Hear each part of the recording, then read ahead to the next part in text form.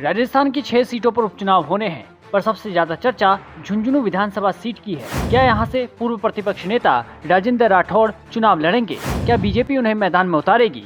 और जब यही सवाल राजेंद्र राठौड़ से पूछा गया तो उनका जवाब चौंकाने वाला था।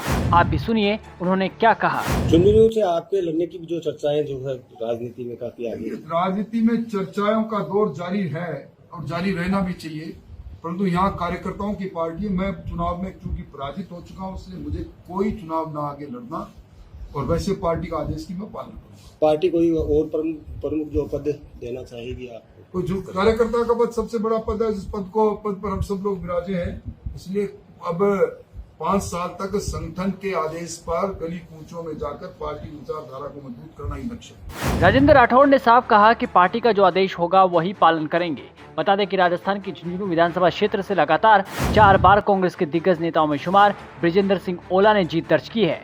अब वो सांसद बन चुके हैं, फिर भी इस सीट पर उनके परिवार का पलड़ा भारी नजर आता है। इस सीट पर कांग्रेस का पलड़ा इतना भारी है कि भाजपा इसे अपने लिए टॉप 10 सबसे मुश्किल सीटों में गिनती है। इसकी वजह है कि बृजेंद्र ओला के पिता शीशराम ओला इसी सीट से 7 बार विधायक और 5 बार एमपी रह चुके हैं। अब इसी सीट पर ओला के पुत्र अमित ओला कांग्रेस के टिकट से चुनाव लड़ सकते हैं। बीजेपी के लिए इस सीट पर जीत दर्ज करना बेहद कठिन है। यहाँ तक कि विधानसभा चुनाव में पीएम मोदी की रैली के सभा के बावजूद इस सीट पर बीजेपी जीत नहीं दर्ज कर पाई थी।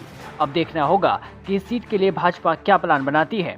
इस सीट से बीजेपी ने 2003 में आखिरी जीत हासिल की थी, तब सुमित्रा सिंह ने यहां से चुनाव जीता था। इसके बाद से यह सीट भाजपा के लिए खट्टे अंगूर ही साबित हुए हैं। ऐसे में बीजेपी क्या राजेंद्र राठौड़ को टिकट देगी, इस पर अभी फिलहाल सस्पेंस बना हुआ है। बता दें कि राजस्थान में 6 विधानसभा सीट पर उपचुनाव होने हैं और इसे लेकर बीजेपी प्रदेशाध्यक्ष मदन राठौड़ और प्रदेश प्रभारी राधा मोहन दास अग्रवाल विधानसभा सीटों पर संगठनात्मक बैठक ले रहे हैं। बीजेपी आलाकमान जनता की नब्ज टटोलने का काम कर रही है और बीते कुछ दिनों के सियासी घटनाक्रम की ओर गौर करे तो जिस तरह से प्रदेश प्रभारी को राजेंद्र राठौड़ पर दिए बयान पर नाराजगी का सामना करना पड़ा, उसका असर भी पड़ सकता है।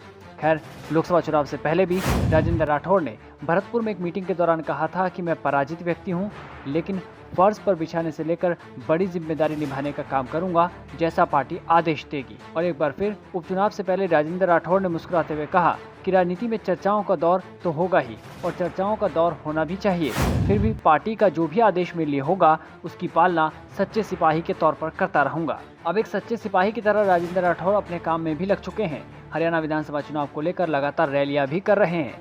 इधर राजेंद्र राठौड़ के राजनीतिक भविष्य को लेकर जब भाजपा की सियासत में चर्चाएं तेज थी, उस दौरान एक समाचार पत्र के डिजिटल प्लेटफॉर्म से इंटरव्यू के दौरान हरियाणा के बीजेपी प्रभारी सतीश पुनिया से पूछा गया था कि आपको हरियाणा की जिम्मेदारी मिल गई, लेकिन राजेंद्र राठौड़ का राजनीतिक भविष्य क्या होगा।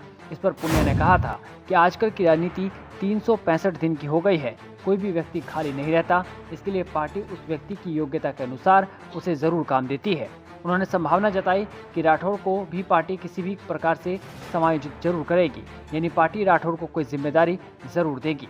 अब राजेंद्र राठौड़ हरियाणा विधानसभा चुनाव से पहले लगातार रैलियां कर पार्टी के प्रचार प्रसार में जुटे हुए हैं, पर क्या राजस्थान में बीजेपी उन्हें जिम्मेदारी देगी या झुंझुनू से प्रत्याशी घोषित करेगी, इस पर सबकी नजर है। आपकी क्या राय है, इस पर कमेंट बॉक्स में जरूर बताएं।